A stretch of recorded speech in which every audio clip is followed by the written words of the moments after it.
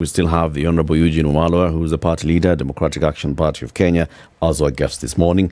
We're talking about bad manners in our politics, and you've mentioned it many times. And we have laws that were designed to make sure that we have sanity in our politics. The Political Parties Act, for example, and other attendant pieces of legislation are supposed to make sure that we have some sanity in how we govern our politics and how we govern and behave in our political parties. One of the issues that we have heard you complaining from Azimio is what you felt was, insanity and bad manners of politics, where those that have power seem to be raiding those on the minority side. And you said, this has got to stop. But was it illegal? It's not illegal, but it's undermining our democracy, because democracy is really about letting the people decide. And if the people of Kenya decided that Azimio should have more members of parliament, it meant there are things that they saw in these leaders, and they expected that the numbers they have given Azimio should speak to their issues through parliament, through legislation, through oversight. But when you now subvert the will of the people, and the hallmark of a dictator is about subversion, subjugation, and eventually being able to dictate. And the intolerance we are seeing in Kenya Kwanza now, I was just listening to the leaders speaking in E10. And eroding the powers of institutions. Yes, eroding the powers of institutions. Because, in fact, the one word they don't like is independent. Independent judiciary. They don't like that. Because they would like a situation as it was in the Nyayo days, where we have an overbearing executive and the feeble judiciary and parliament, where the executive is able to dictate to these institutions. This is what I want passed today. Members of parliament are just rubber stamps. No meaningful debate takes place in parliament. You're just told, going by the mood of the house, call upon the mover to... And there's no debate, because you have been told, I want to see which member of parliament will oppose my policy, my bill. That is dictatorship. And we are saying these bad manners that we have created. And we end up creating an artificial tyranny of numbers. And we end up creating a tyrant. Through those tyranny of numbers, you are able to churn out whatever policy, whatever law you want, and that is rubber stamped. So the last line of defense is really the judiciary. And as we said, one of the Irish statesmen, Ednah, once said that the worst kind of tyranny is the tyranny of bad laws. So when you have bad laws being churned through a parliament that is under capture, then the only place we can go to is the judiciary. So we have this situation. Members of parliament who were elected on Azimio have now crossed to the other side and given these Kenya Kwanza the cover to pass whatever laws they want. And we are saying that Political Parties Act, there are areas that needed strengthening, and these are some of the issues we're discussing at Bomas. Fidelity to multipartyism.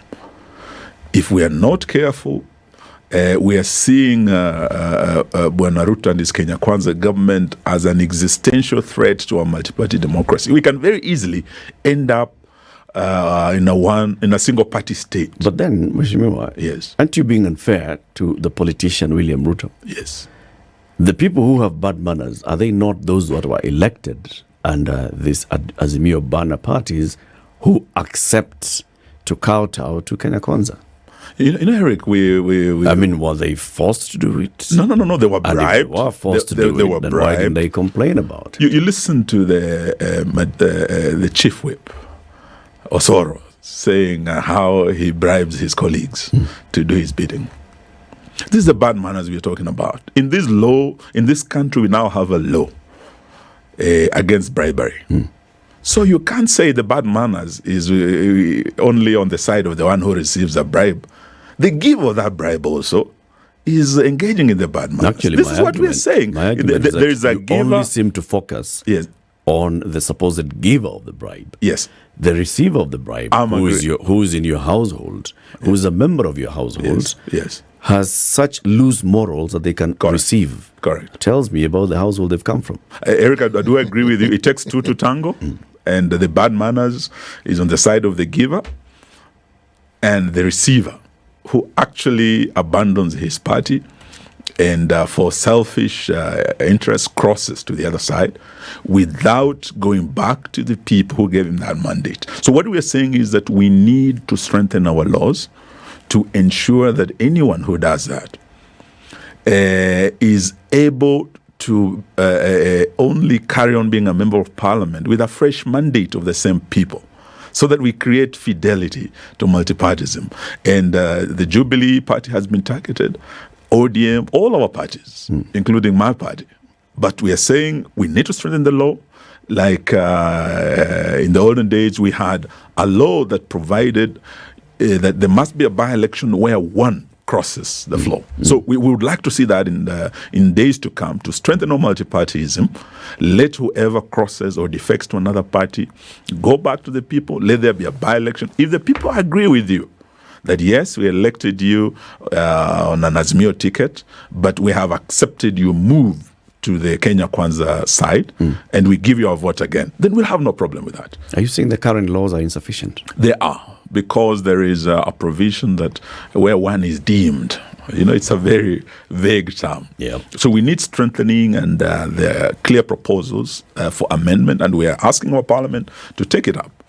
Because what's good for the goose is good for the gander. Today we are saying we're the ones crying because we're in the opposition. If we don't stop it, Kenya Kwanza will also be crying, because next time it will be them. So let's have a law that restores political hygiene in our politics, and even in the conduct of any elected member of parliament as a state officer. They must act in a way that brings honor to the office, and that is provided in the law. You know what I always find interesting is how it is the conversation among the politicians of the country are so similar. I'm going to explain what I mean by I find it strange that it's so similar. It depends on whether you're in government or whether you're not in government. See, looking at what you mentioned earlier on with regards to the former president of the U.S., Barack Obama, and what he said about strong institutions. And what occurred to me, institutions don't build themselves, people build them. Correct. So the word strong here, when associated with leaders, must come into play. So it's not strong men or strong women, but strong leaders. Because if you have strong leaders, they're leaders who are willing to put their foot down, who are willing to make a stand, who are willing to accept wrong, who are willing to change, who are willing to even admit they're wrong now. Those, in my mind, are the signs of strength. But the similarity in conversation comes in here. Most of the people we have in parliament or we've had in government are not really that different. They haven't changed that much in the last 10, 15 years, not really. They've been in one side, they've been together in one party, together in one sphere. They're people who actually know each other very, very well. Now, the government that you are a minister in, the previous government, we forget that we had issues with the taxes that government was levying on us as well. The government had 3 trillion budget, and yet KRA was only going to collect something like 1.7 trillion. So the question was, where is the money coming from? The only difference that we saw with the Uhuru government was when it became apparent that some of the projects that had been budgeted for, maybe white elephant projects, he actually halted and said, okay, why don't we stop? Apart from this agenda, four agendas, or the 4 principal projects that I'd mentioned, let's stop and see how else we can go. Like which one? Sorry? Like which one did he hold? Oh, every other project except those 4. There was a time he actually said 400 billion shillings worth of projects actually were brought to a halt because he said, want us to review these things. In the Uhuru administration. Yes, in the Uhuru administration. But you see... Yeah, and there are quite a number, actually, you're right, that were stopped. We had the Aror, Kimwerer, dams, Itare dams, there were quite a number. And on the housing, when we were challenged in court, actually, we had to say, okay, then it has to be voluntary. This is some of the things that we're actually saying. It doesn't mean everything is cast in stone. The fact that you have passed this law, this policy, you can, fall back. But at the same time, remember, it's the same government who had ignored the World Bank advice on upgrading the meter gauge railway at the cost of 16 billion to get it to the standard gauge, but instead chose the more expensive route. So you see, when we look at the decisions that are made in government, the question I'm asking is it that when you are now no longer in a seat of power and you reflect back, you wonder, why didn't we do this thing which was clear? What is it about being in power that blinds leaders to doing what they probably know they should do? What is it that holds them hostage? Because you get the impression sometimes someone wants to do certain things and they just can't. What is it? I think it's the power itself. It's like an aphrodisiac. Power, like they say, it does corrupts, things, huh? And absolute power corrupts absolutely. It does stuff. There is some loss of touch with reality when you get into those beautiful air-conditioned offices and tinted windows. You and those lifts that only you can go into. Yes, those ones. And you lose touch with the ordinary mwananchi when you don't walk on the streets and listen to them, or when you're driving, your window is up, you don't hear what they're saying. So with time, you lose touch with the mwananchi, then the insensitivity is there. And you remember, like the Marie Antoinette talk during the French Revolution. There are people at the gate shouting, they don't have bread. They said, then why don't they eat cake? But she didn't know the reality out there. And today, those in government, I think with the benefit of now being of hindsight and being in the opposition now, I see clearer. And I see the mistakes they are making. They think they're doing very well. But out there, and it is happening. It happened in Nakuru the other day when they ran into the Wananchi who are not ready to listen to them. The anger is building. It's palpable. But they are not hearing. They're not listening. They're just adding more and more taxes. And they think they're doing very well. You know, Mheshimiwa, I have to applaud you for being that honest.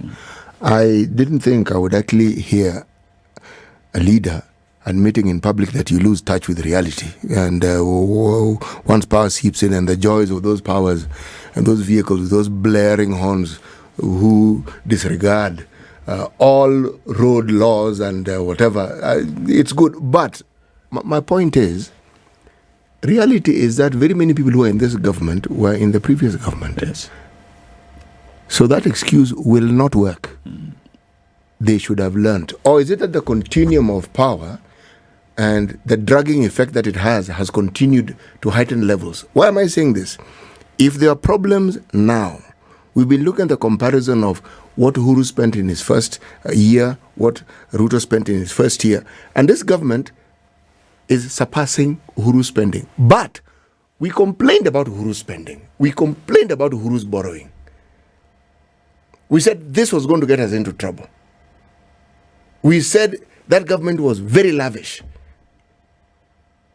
Now, so you see, when we are in a situation like the one we are in, where we are looking at the effects of a continuum, but now Uhuru was fortunate enough to have inherited a government that had some stringent measures, so there was a lot of wiggling room. This government inherits a government that doesn't have very much wiggling room, and yet they continue with the same traits of the previous government. Now, how do you solve such a problem? Because these are the members of your tribe, the political class. I think the only solution to that is the citizen. And it is that citizen who has the ultimate kiboko to wake up those fellows from their slumber, because the insensitivity continues. the mistakes continue. It's just the same forest,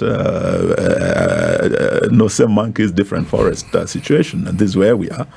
But very soon, I think, seeing what happened in Nakuru, the outrage that was displayed, I think they were also in shock. It also happened somewhere in Nandi when the CS who was in charge of these high fuel prices and everything was shouted down in front of all of them. He could not speak in his own home area. It has happened to several other ministers in Nyahururu. They're beginning to feel the reaction of the people. So the people hold the trumping card ultimately, and for a system that remains insensitive, as it was, I was giving the example of Marie Antoinette, when you're out of touch with reality to the level that you don't see a revolution at your door, then when it hits you, you know where it has come from. But something needs to be done. And I agree with you that even under Uhuru we made mistakes.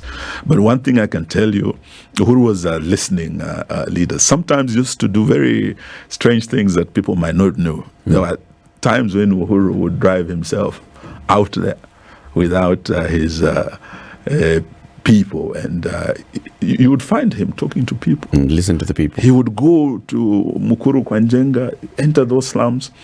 He listens to the people, and he's being told, our biggest problem is our hospital. We all go lining up Kenyatta National Hospital. And he brought over 20 hospitals in those slum areas. And with NMC, were able to open up roads into areas that are not. And at night, he would drive himself and talk to the people and listen. And he would come and tell us, we have to change this. Hii kitu mnasema ati VAT must be 16% because the entire East Africa iwe uniform. Let's go back to 8%. So we need a listening president. But when you have someone who knows everything, who will not take advice from anyone, and who led us down the garden path at Bomas, that come, let's talk about these issues.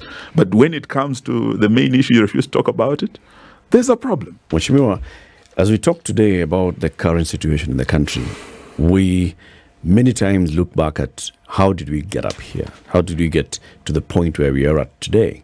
And then looking over the last many years, we see that there was a journey towards where we are.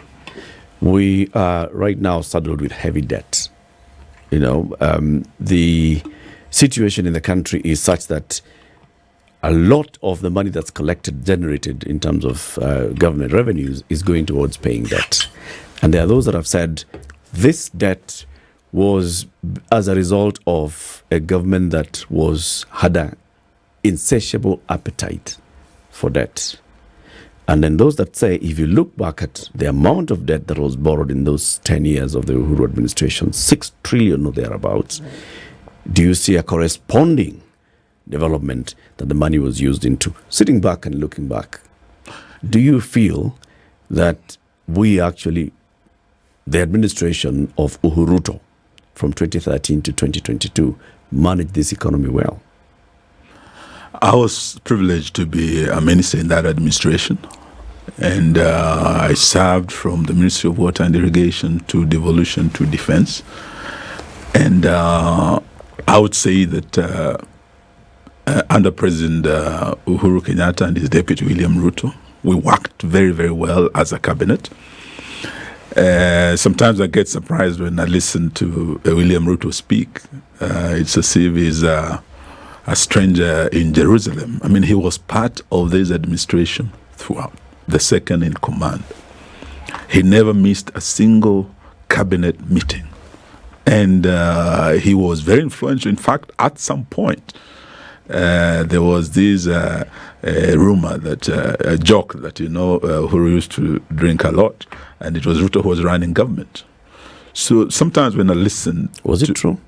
No, it was a rumor. I mean, it was a joke, but I can say it was a bad joke because President Uhuru Kenyatta was a very serious president.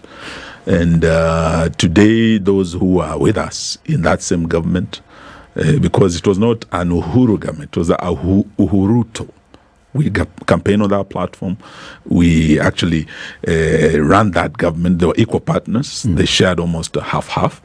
And most of his closest allies now, who are with him in his administration, Kimani Ichung'wah was a chair budget. So all these matters that we are talking about, he's aware of.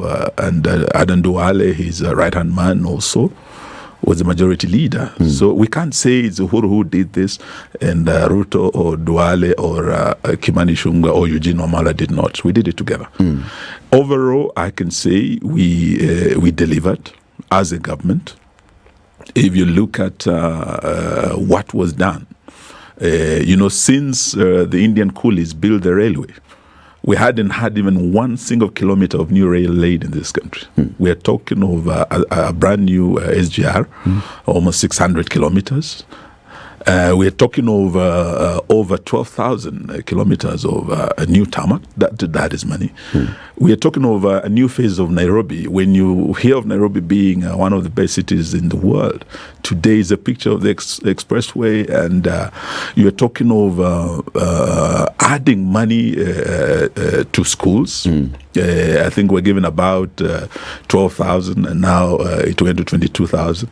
As we are looking at how we can make basic education accessible, affordable, we contributed. And in fact, in Africa, we were celebrated as one of the few African countries to achieve 100% transition from primary to secondary. All these are achievements.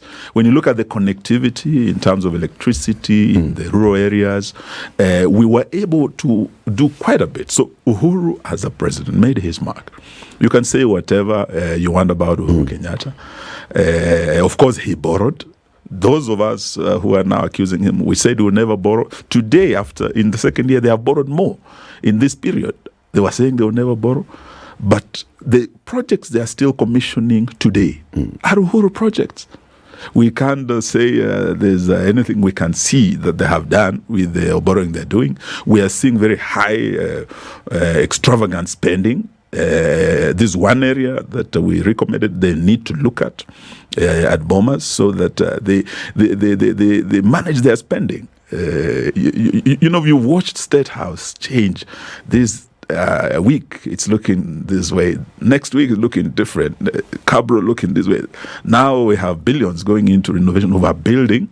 When CDF parents are going to school, MPs are up in arms, they need to give bursaries to students, and here you are spending millions renovating a house that you barely stay in. So we're saying, Eric, we did our part.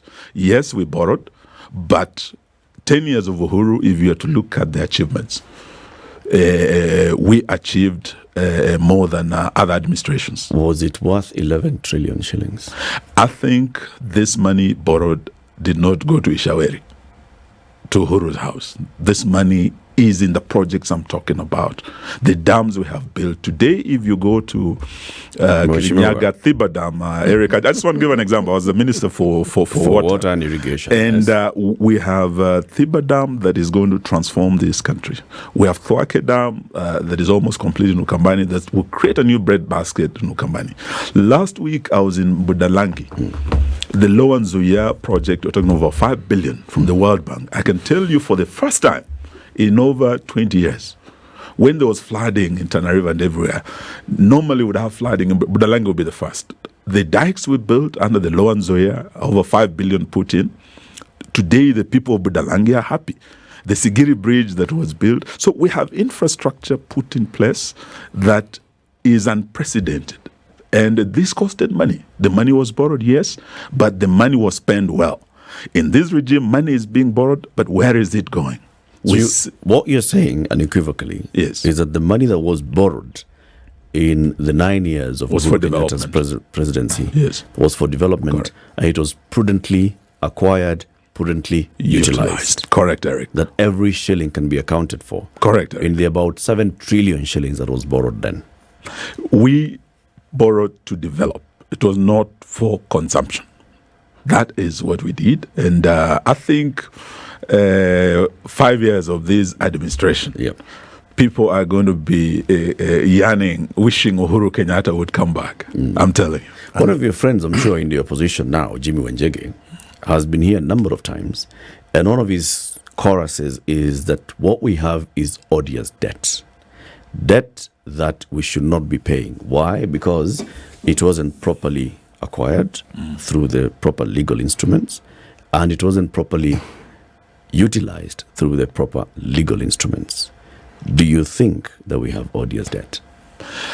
It is a matter that I've also heard the good Senator of Busia talk about. And the thing, it should just be talk. It's a matter that can be challenged even in court if anyone has evidence that this is the position. I think we have channels through which that can be proven. But having served in this administration and also having served in the previous administration of Kibaki, I believe after the Nyayo era, the change of regime to Kibaki brought this country from ground zero. And the 10 years of Uhuru Kenyatta, we build on a firm foundation. And you might say anything you wish about Uhuru Kenyatta, but give it another 10 years. I think great leaders, like now we celebrate Kibaki after his death. We say, this is what Kibaki did. After 10 years, people will start comparing Ruto and Uhuru. They would wish Uhuru would come back again. Do you think the government is capable of actually honoring these debt obligations? We were told they are okay. In fact, by December, they said they will start paying in advance. I don't know what went wrong. Later on, they said, no, we're not able. We'll only pay a little interest. I don't know. Time will tell. The jury is still out on that.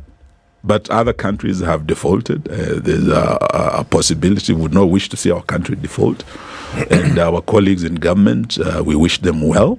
But the answer is not in overtaxing Kenyans, because there's only one level, a level to which you can tax your citizens.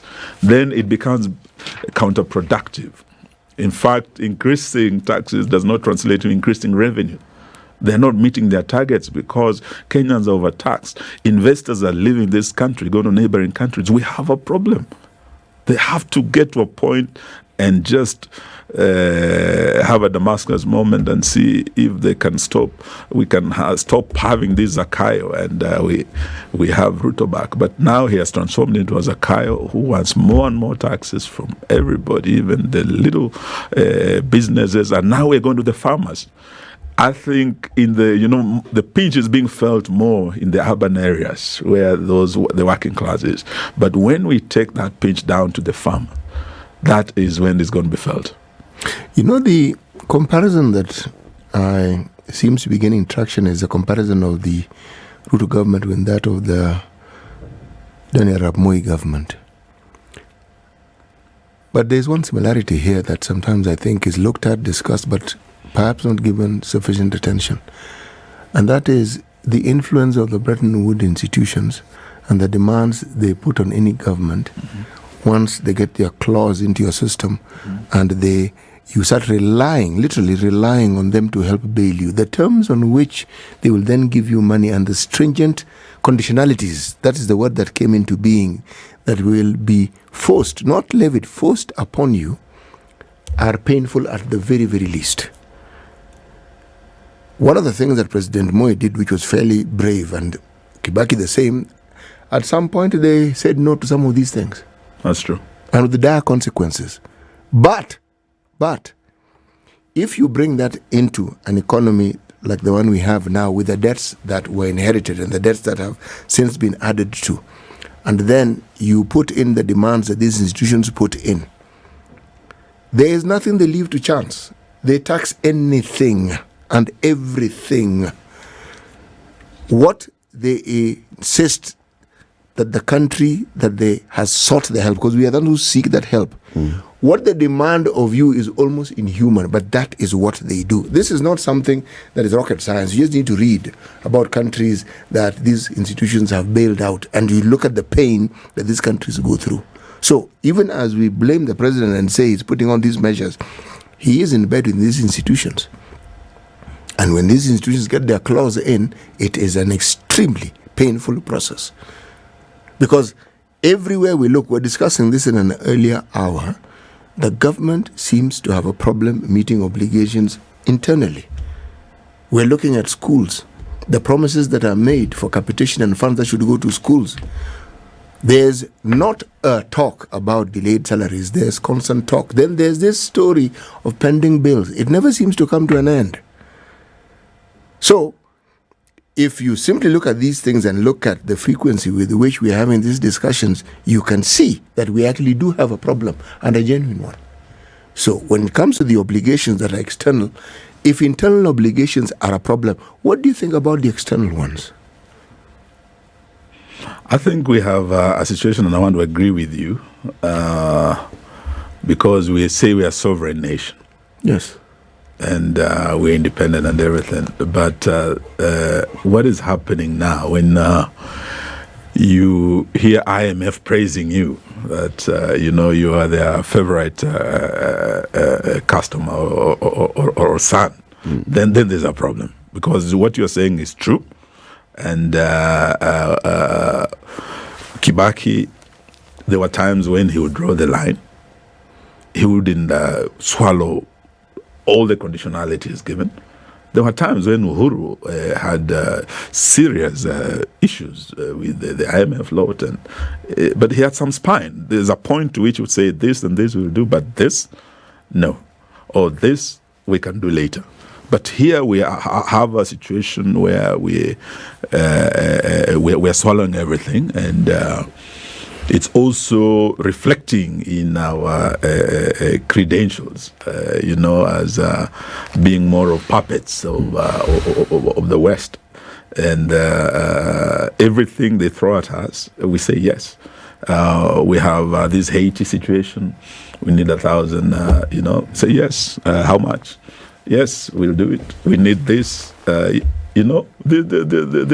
are issues that are also eroding our Pan-African credentials, which are impeccable, I can tell you, going back to the Jomo Kenyatta days.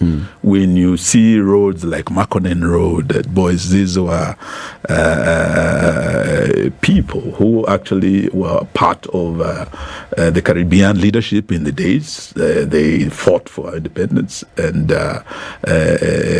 as we speak, there are issues they have with the West, and in an economy like ours, we are not able to pay CDF, and we are sending 1,000 of our young people into harm's way, into a territory that has defeated America and the others, but because of the American dollars. So yes, we are willing to take that. So there are issues that we are saying we are an IMF-run country. There must be a line we can draw. We can't swallow everything. We want GMO. We say yes. There are issues that it points to some level of desperation. Yes, but then just like City has painted the picture, what would you do? They say the beggar's knees are supple, but there's a point at which we can draw the line. How do you draw the line, Mheshimiwa, when 70%, in some estimations, 78% of your revenue is going to paying back a debt? When you're only left with 12 bob to pay salaries, to send to counties, to do capitation and do all those other things, what do you do? No, I'm saying that because you're at a situation where all the debt, all the lavish borrowing and spending that was happening in the last 10 years is now maturing now. SGR maturity, Eurobond maturity, coming in another Eurobond will be maturing. So you have to pay and pay and pay. If you are the president, what would you do different with the kind of situation that you have?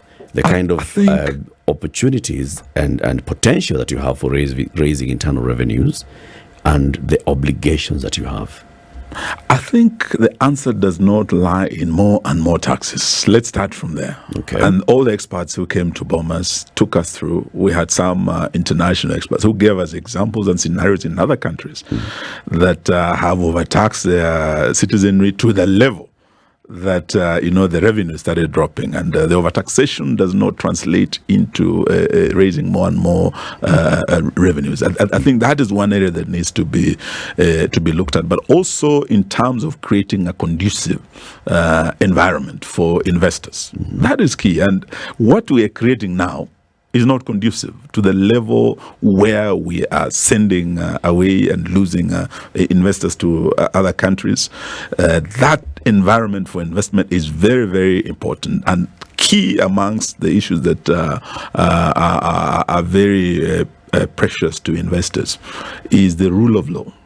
Matters corruption and the sanctity of their titles and their investment. In a country where a former president's farm is raided in broad daylight, former prime minister's factories raided in broad daylight, then the president and the executive says we're not going to obey these court orders. We have the leader of majority, the legislative arm, also saying they're not going to. You know, in this chaotic situation, we must just call everyone to order, get our country back together and working again. And these are some of the issues that we had very brilliant suggestions, and we are hoping. We also made our suggestions as Jubilee. If you look at that report, I mean, as Azimio, we made our recommendations on what needs to be done. And you could tell from the experts, whether they are from the government side or from the opposition side, we were able to agree on the issues, on what needs to be done. What is lacking is really the will. To get it done. To get it done, starting with corruption, because we are losing a lot of this money through corruption, and of course the overspending.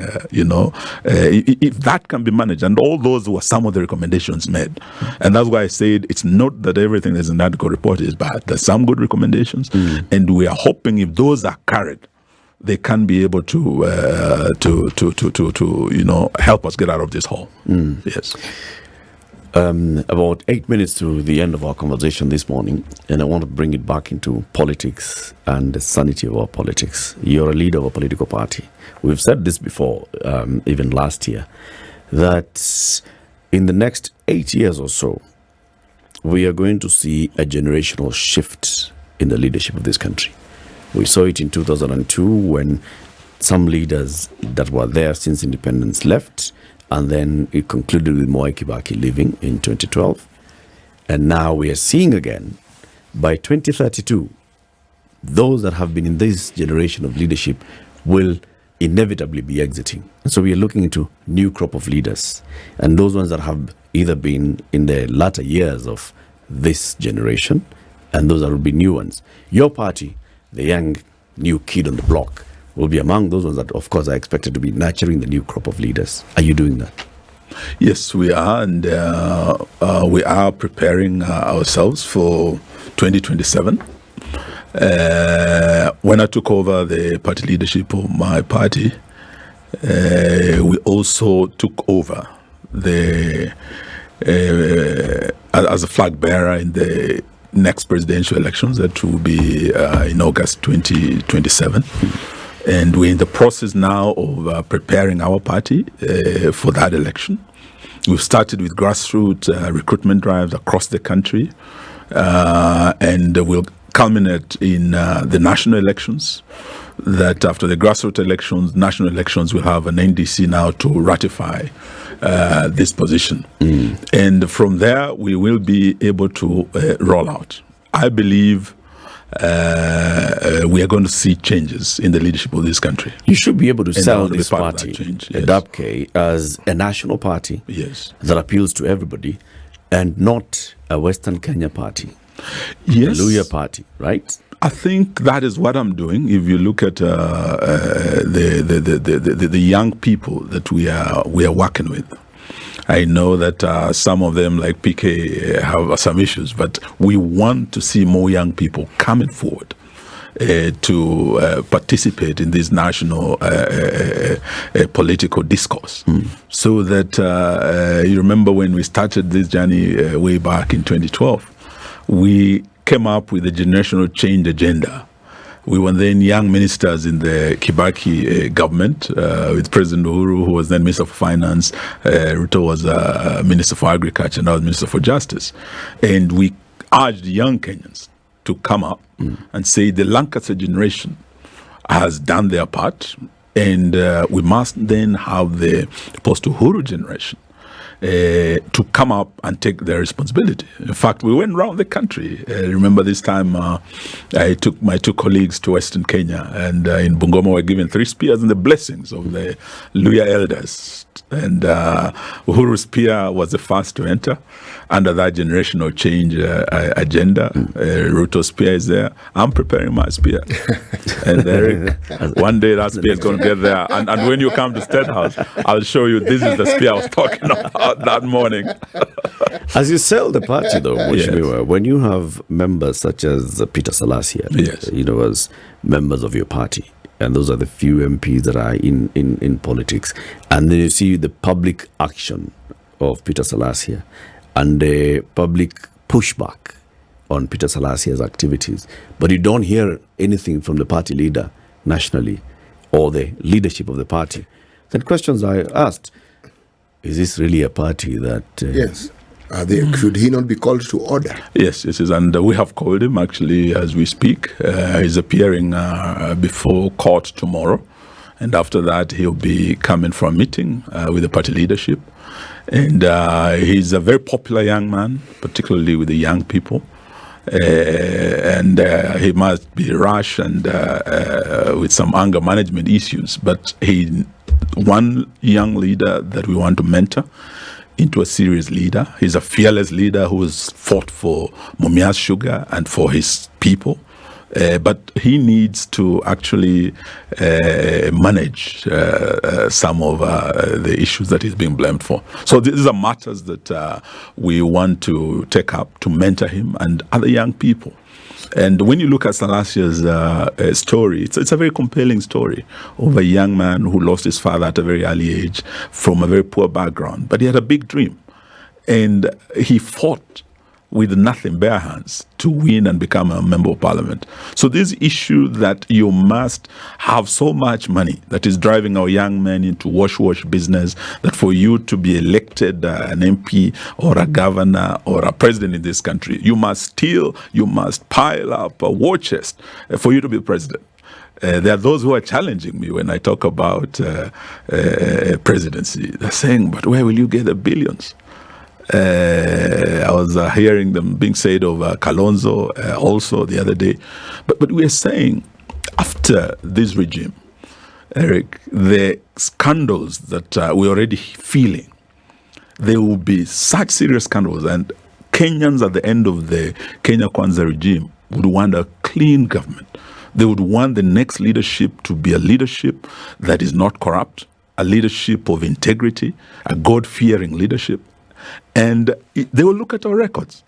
I might say, well, I might not be the billionaire, but of all the ministries I've led, you will not find Wamalwa's name in a scandal somewhere, in multi-billion deal somewhere. But we want leadership of integrity. So this is one way that even the Kenyans themselves have to change. Because if those who have been in the scandals come to you with all the billions they have stolen, and they're the ones you put in leadership, how are you going to end corruption? If those who had cases have their cases dropped and immediately they are appointed, then you cry about corruption. How are we going to run our country when the corrupt are rewarded and given positions of leadership? Corruption will never end in this country. So we're looking at a time coming when Kenyans will say, we have had enough of this, we want clean leadership. And I believe when that day comes, Eugene Wamalwa will have the credentials to be considered for that office. 45 seconds, Mheshimiwa. Yes. Speak to William Ruto, the president.